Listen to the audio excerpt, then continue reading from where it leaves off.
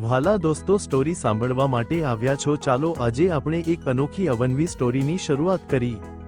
પ્રિયાને આજે 4 વર્ષ થઈ ગયા તેના માતા પિતાને મળ્યાને તે તેના પતિ સાથે ભારતથી દૂર વિદેશમાં રહે છે।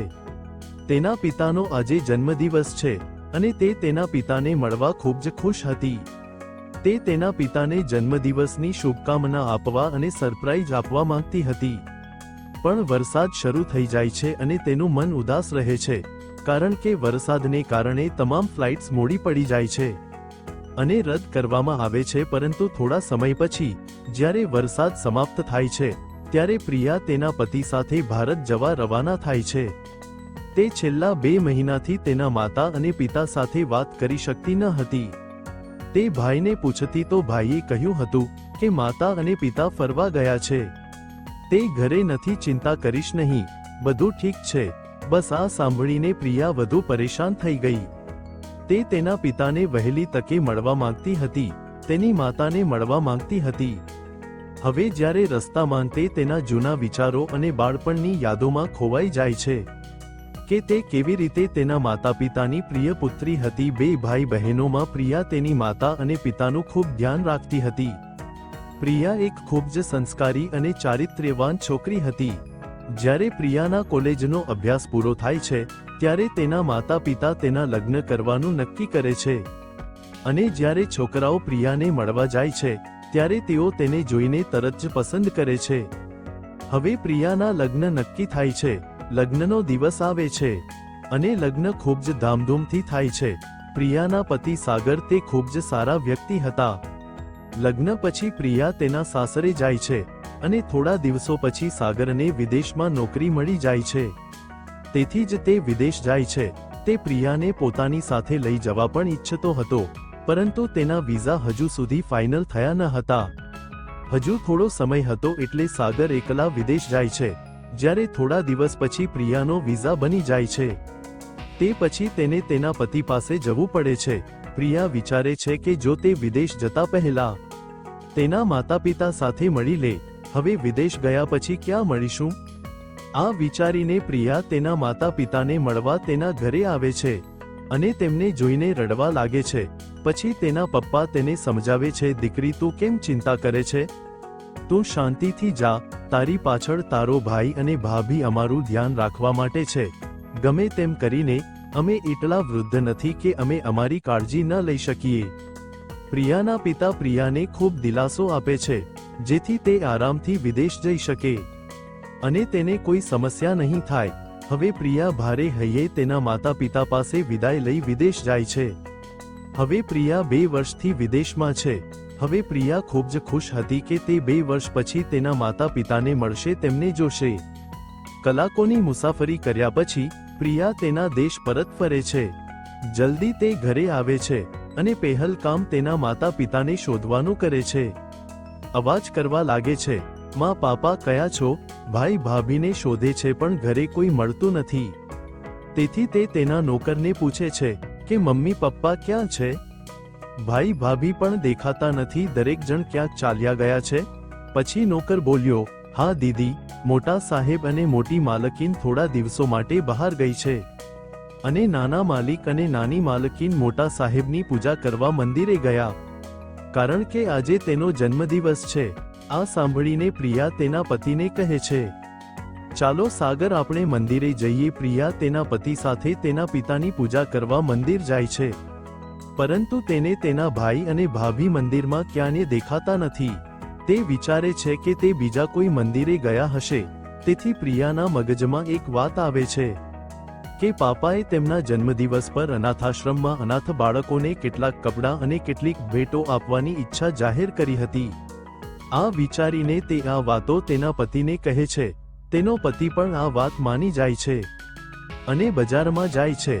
બજારમાંથી કેટલીક ગિફ્ટ્સ અને કેટલાક કપડાં ખરીદ્યા પછી તેઓ અનાથાશ્રમમાં જાય છે અને ત્યાંના લોકોને કપડાં, મીઠાઈઓ, ભેટો અને બધી વસ્તુઓ આપે છે અને તેઓ પ્રિયાના પિતાને ઘણી શુભેચ્છાઓ અને આશીર્વાદ આપે છે। પ્રિયા ખુશ હતી કારણ કે આજે તેના પપ્પાનો જન્મદિવસ હતો અને દુઃખી પણ હતી કારણ કે જો તેના પિતા તેની સાથે હોત અને જો તે પોતે આ બધી વસ્તુઓ વૃદ્ધો, આશ્રમો અને અનાથોને વહેંચત તો કેટલું સારું હોત. હવે આ બધું કામ પૂરું કરીને પ્રિયા તેના પતિ સાથે ઘરે પાછી જવા લાગે છે. ત્યારે પ્રિયાને વૃદ્ધાશ્રમથી થોડે દૂર તેના માતા પિતાની ઝલક જોવા મળે છે. તે તેના પતિ સાગરને કહે છે, સાગર ગાડી રોકો, મેં હમણાં જ મારા મમ્મી પપ્પાને જોયા છે. એવું લાગતું હતું કે તે રસ્તા પર બેઠા છે. થોડા સમય પછી પાછા આવ્યા. પછી પ્રિયા તેના માતા પિતાને જુએ છે. તે જુએ છે તેની મમ્મી પપ્પાની હાલત બહુ ખરાબ છે. જૂના ફાટેલા કપડાં પહેર્યા છે. આ જોઈને તે ખૂબ રડે છે અને તેને ગળે લગાવે છે અને કહે છે, મમ્મી પપ્પા, આ કેવી રીતે થયું?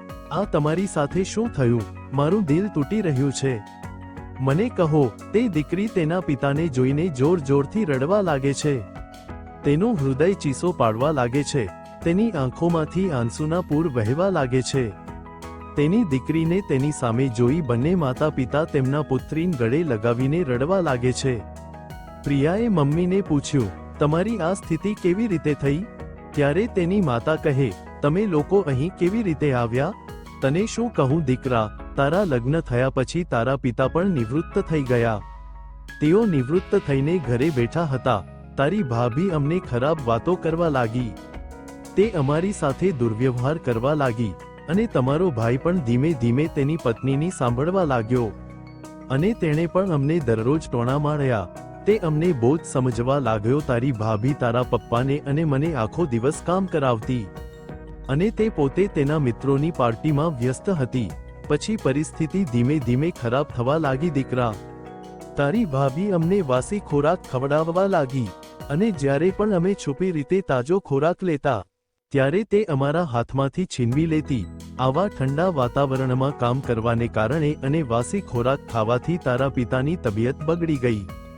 તેથી જ્યારે મેં તારા ભાઈ પાસેથી પૈસા માંગ્યા તો તારા ભાઈએ દવાની સ્પષ્ટ ના પાડી દીધી અને કહ્યું, મારા પર ઘણા કરજા છે અને તમારે લોકોને પૈસાની જરૂર છે.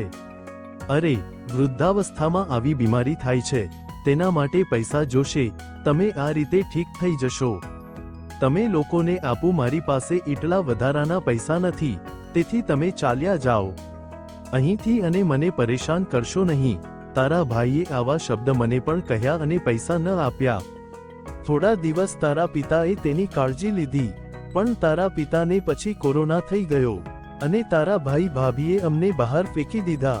તારા પિતાને લઈ ખબર નહીં હું કયા કયા ભટકી. મારી પાસે પૈસા ન હતા, તેથી મેં મારી સોનાની બંગડીઓ, ગળાનો હાર બધું વેચી દીધું અને તેમાંથી મેં દવા કરી અને પછી થોડા દિવસો પછી તારા પિતાને રાહત થઈ.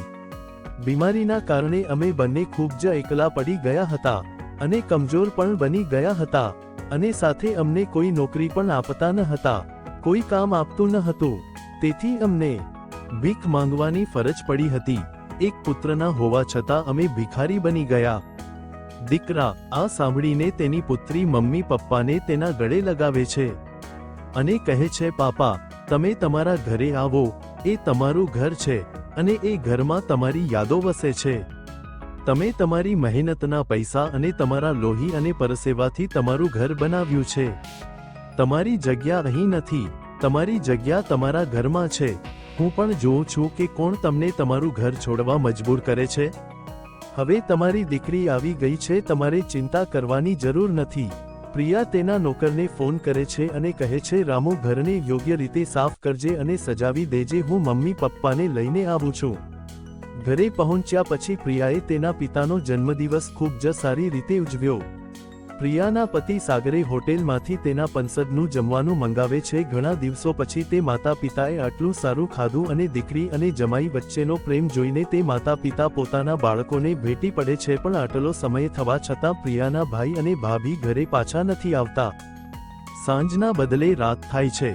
તેનો ભાઈ અને ભાભી અકળાયેલા પગલા સાથે અંદર આવે છે અને પ્રિયાના માતા પિતાને ઘરમાં જોઈને ગુસ્સે થાય છે અને કહે છે, તમે લોકોએ મારા ઘરે આવવાની હિંમત કેવી રીતે કરી? તમને અહીં કોણ લાવ્યું?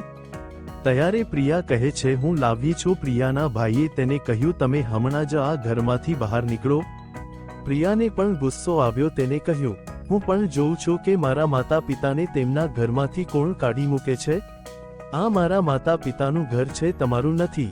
તમે તેને બનાવ્યું નથી, આ મારા માતા પિતા દ્વારા બનાવવામાં આવ્યું હતું. અત્યારે આ ઘર મારા માતા પિતાના નામે છે, આમાં તમારા માટે કંઈ નથી. અને આ પણ સાંભળો, માતા અને પિતાએ તમને આ મિલકતમાંથી કાઢી નાખ્યા છે. એટલું પ્રિયા બોલી કે તરત જ પ્રિયાની ભાભી બોલી, તમે લોકો આ ઘરમાંથી બહાર નીકળો, નહીંતર હું તમને પહેલાની જેમ ઘરની બહાર ફેંકી દઈશ.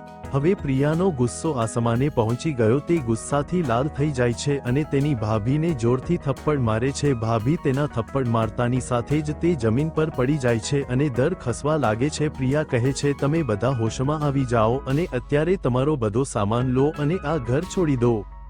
આ ઘરમાં તમારા લોકોનો કોઈ અધિકાર નથી. ત્યારે પ્રિયાના પિતાએ કહ્યું, દીકરા, મેં તને મારી મિલકતમાંથી કાઢી મૂક્યો છે અને તેથી તમે હવે મારી સાથે આ ઘરમાં રહેશો નહીં. આ વાત સાંભળીને પ્રિયાના ભાઈ રવિએ પિતાના પગે પડી કહ્યું કે પાપા, મારાથી ભૂલ થઈ, મને ઘરની બહાર ન કાઢો, મને મિલકતમાંથી કાઢી મૂકશો નહીં. પણ હવે એ બાપનું મન પોતાના સંતાન માથેથી ઉઠી ચૂક્યું હતું કે તેની વહુ અને પુત્ર તેની સાથે કેવી રીતે વર્તન કરે છે. હવે તે પિતાએ પણ તેના બાળકને નકારી કાઢ્યું અને કહ્યું કે હું સમજીશ કે મારે દીકરો નથી, પણ મારે એક જ દીકરી છે.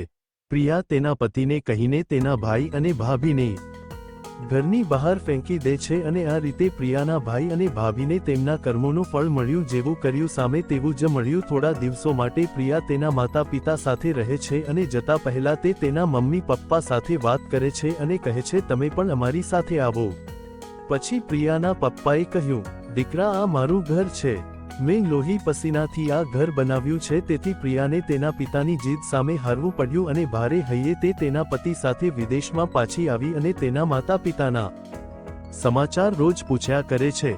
તો મિત્રો, ધ વૃદ્ધ માતા પિતા સાથે આવું કરવાથી સામે તેના પુત્રને પણ એવું જ મળ્યું. કેટલાક પુત્રો અને પુત્રવધુઓએ રોગના ફેલાવાના ડરથી અને કોરોના વાયરસના ડરથી તેમના વૃદ્ધ માતા પિતાને ઘરમાંથી કાઢી મૂક્યા. તેઓને તેમના જ ઘરમાંથી કાઢી મૂકવામાં આવ્યા હતા. શું કોઈને કોઈ રોગ થશે તો મિત્રો તેને ઘરમાંથી કાઢી મૂકવામાં આવશે કે તેની કાળજી લેવામાં આવશે અને તેની સેવા કરવામાં આવશે? તો પ્રિય મિત્રો, તેથી જ અમે કહીએ છીએ, જેવું કરશો તેવું ભરશો. કેવી રીતે એક દીકરીએ તેના માતા પિતાના અધિકારો પાછા મેળવ્યા અને તેમને તેમનું યોગ્ય સન્માન આપ્યું, તેની સંપત્તિ તેને પાછી અપાવી અને પુત્રોને તેના કાયનું ફળ મળ્યું. મિત્રો, આવી અવનવી સ્ટોરી ગમી હોય તો ચેનલને સબસ્ક્રાઇબ કરજો દોસ્તો.